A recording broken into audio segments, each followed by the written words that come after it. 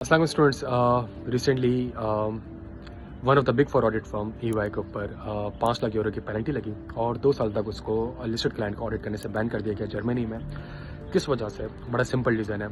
एक ऐसी कंपनी जिसकी वैल्यू 24 बिलियन यूरो थी, उसके ऑडिटेड बैलेंस शीट में 1.9 बिलियन यूरो के कैश आ रहे थे। वो कंपनी 24 बिलियन यूरो से जीरो पे आके खड़ी हो गई और वो 1.9 बिलियन यूरो के कैश एग्जिस्ट करते ही नहीं थे। ठीक है, एक बहुत बड़ा फ्रॉड हुआ और इन्वेस्टिगेशन में EY ऑडिटर के ऊपर ठीक ठाक क्रिटिसाइज भी हुआ कि जी प्रोफेशनलिज्म मेंटेन नहीं करा, फ्रॉड को आइडेंटिफाई नहीं करा।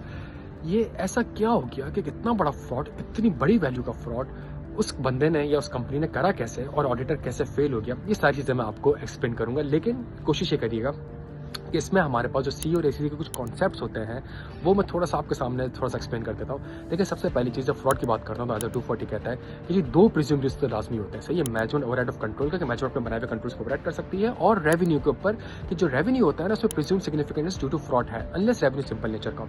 सेकंड चीज़, कंपनी फ्रॉड करती क्यों या कोई भी शख्स फ्रॉड करता क्यों? कोई भी शख्स या कंपनी इसलिए फ्रॉड करती है, उसके पास कोई ना कोई इंसेंटिव या प्रेशर होगा, नियत होगी फ्रॉड करने की, और अगर नियत है तो वो फिर कोई मौका ढूंढेगी, अपॉर्चुनिटी ढूंढेगी to commit a fraudulent financial reporting. तीसरा सबसे इंपॉर्टेंट कॉन्सेप्ट एज 505 एक्सटर्नल कंफर्मेशन का, कि एक्सटर्नल कंफर्मेशन में स्टैंडर्ड आपसे कहता है कि जी देखिए, कंफर्मेशन जो है ना एक बेहतरीन ऑडिट एविडेंस है, अनलेस आप उसको फक्ट अप ना कर दे। सही है, तो एक्सटर्नल कंफर्मेशन का ऑब्जेक्टिव ये होता है कि जी आपने relevant and reliable audit evidence obtain करना है। क्या मतलब? Third party, directly, return form, original form. ये कुछ कॉन्सेप्ट अगर आपको पता है तो वीडियो को थोड़ा समझने में आपको आसानी होगी। एक और कॉन्सेप्ट रिलेटेड पार्टी का, कि रिलेटेड पार्टी में जो सबसे बड़ा रिस्क हमारे पास होता है वो ये होता है कि रिलेटेड पार्टी के साथ जब कंपनी जो कहती है कि जी मेरी ये रिलेटेड पार्टी है, सबसे पहला जो रिस्क हम कहते हैं वो ये कहते हैं कि जी ये कंप्लीट नहीं है। ठीक है, ये रिलेटेड पार्टी आपकी कंप्लीट ही नहीं है, और रिलेटेड पार्टी के साथ कुछ ट्रांजैक्शन होती है जो कि outside the normal course of business में होती है। ये कॉन्सेप्ट अगर आपको पता है CACC में, तो ये वीडियो आपको समझने में और ये जो बहुत बड़ा फ्रॉड हुआ था उसको समझने में काफ़ी आसानी होगी। और कोशिश करिएगा जो मैं वीडियो आपको बता रहा हूँ उसको लिंक भी करते रहेगा। सबसे पहली चीज़, ये कंपनी थी क्या? ये कंपनी एक जर्मन बेस्ड कंपनी थी, फिनटेक कंपनी थी, जिसका बिजनेस ये डिजिटल पेमेंट प्रोसेसिंग इस तरीके से था। अच्छा, ये कंपनी जो थी हमारे पास, इसने फ्रॉड जो किया ना वो रेवेन्यू में किया। प्राइमरीली जो फ्रॉड इसने किया वो रेवेन्यू में किया, और जब रेवेन्यू में फ्रॉड किया तो उसने फिक्टिशियस रेवेन्यू दिखाए, और फिक्टिशियस रेवेन्यू जब दिखाए तो ऑडिटर को वही फॉल्स एग्रीमेंट और फॉर्स कॉन्ट्रैक्ट्स और फॉर्स इनवॉइस, इस तरह की सारी चीज़ें उसको दिखा दी। और उसके बाद जब रेवेन्यू आप क्रेडिट करते हो तो डेबिट क्या करोगे? एट दी एंड बैंक आके डेबिट होगा। सही है, जब बैंक आके डेबिट हो रहा था तो फिर वो बैंक स्टेटमेंट भी फिक्टिशियस दिखाई गई। यहाँ ऑडिटर से सबसे बड़ी गलती ये हो गई थी कि जी उन बैंक को, वो फिलीपीन में बैंक था, और उस बैंक को ऑडिटर ने डायरेक्ट कंफर्मेशन नहीं भेजी, ना उससे कोई डायरेक्ट एविडेंस आया। जब इन्वेस्टिगेशन हुई तो उस फिलीपीन के बैंक ने कहा जी हमारे पास अकाउंट भी नहीं खुला हुआ और हम तो जानते भी नहीं इस कंपनी को। ठीक है, तो ये एक सबसे बड़ा जो ऑडिटर के पार्ट पर गलती भी हुई है। तो सवाल ये है कि जी कंपनी क्यों रेवेन्यू को बढ़ाना चाह रही थी, और जब रेवेन्यू बढ़ाएगी तो जाहिर सी बात है डेबिट कुछ ना कुछ तो करेगी ना, तो या तो रिसीवेबल होगा या बैंक होगा। रिसीवेबल होगा तो रिसीवेबल का मतलब है कि जी पैसे मिल ही नहीं रहे, तो बैड डेट एक्सपेंस रिकॉर्ड करे तो प्रॉफिट तो बढ़ेगा नहीं, तो फिर इसको अल्टीमेटली जाके बैंक दिखाना पड़ता है आपने, और बैंक दिखाया तो बैंक में तो पैसा पड़ा हुआ नहीं है, तो फिक्टिशियस बैंक स्टेटमेंट वगैरह बनाई। अब सवाल ये होता है कि जी कंपनी ने फ्रॉड करा की, 2 से 3 चीज़ समझिएगा, बड़ी इंपॉर्टेंट है। इंटेंशन क्या थी? इंटेंशन ये थी कि जी जो लोग थे ना, जो CEO था जिसने स्टार्टिंग में एक कंपनी बनाई थी, सही है, स्मॉल मीडियम साइज कंपनी बनाई होगी, बाद में इन्वेस्टर को पकड़ा होगा। ठीक है, तो वो जो बंदा था और उसका जो पूरा ग्रुप था, उनको करना था फ्रॉड, और उनको पैसे लेके उनको पैसों में करप्शन करनी थी, आप यूँ समझे। ठीक है, तो वो करें कैसे?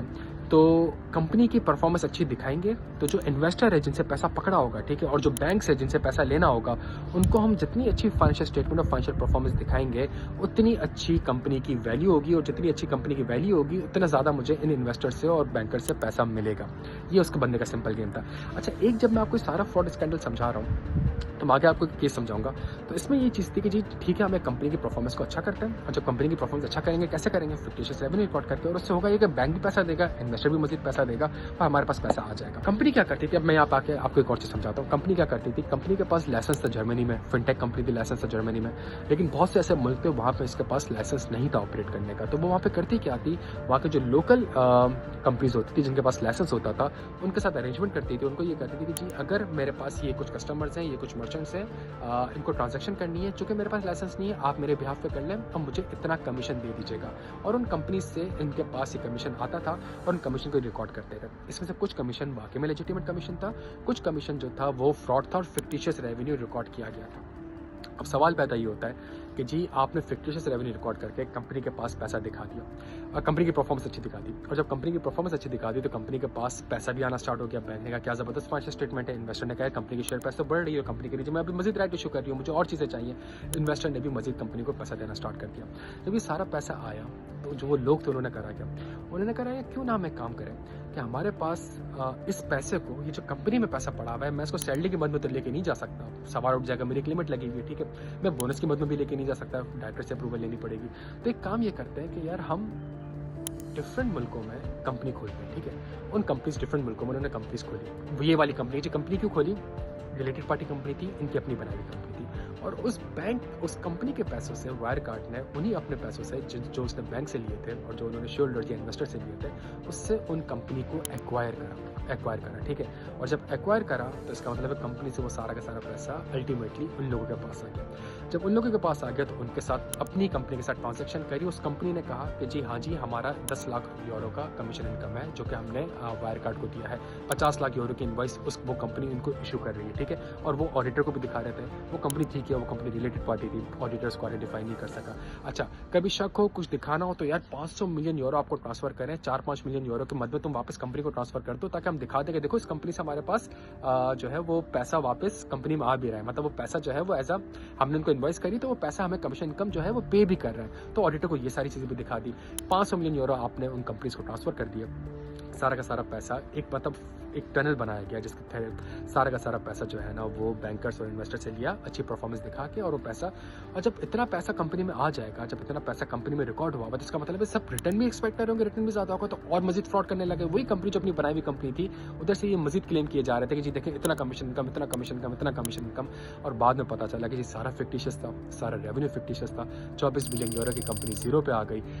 1.9 बिलियन यूरो का कैश का पता ही नहीं कि वो कैश किधर पड़ा हुआ है, और ये एक पूरी इंटेंशन थी इस पूरी चीज़ को फ्रॉड करने की। तभी बड़ा इंपॉर्टेंट होता है ऑडिटर के लिए कि जब भी वो एविडेंस ऑब्टेन करता है वो रेलिवेंट एंड रिलायबल होना चाहिए, सही है। और हमेशा याद रखें कि जब भी कोई कंपनी, उसका कोई ट्रांजैक्शन हो रही है, कहीं वो outside the normal course of business नहीं है, बिकॉज अगर outside the normal course of business है तो उसके बिजनेस रैशनल को आपने इवेलुएट करना होता है। ये पूरी इन्वेस्टिगेशन हुई थी और काफ़ी ज़बरदस्त केस स्टडी है इसके ऊपर, और हम कोशिश करेंगे कि इस तरह की और चीज़ें भी आपके साथ डिस्कस करते रहें। अपना ख्याल रखिएगा। थैंक्स।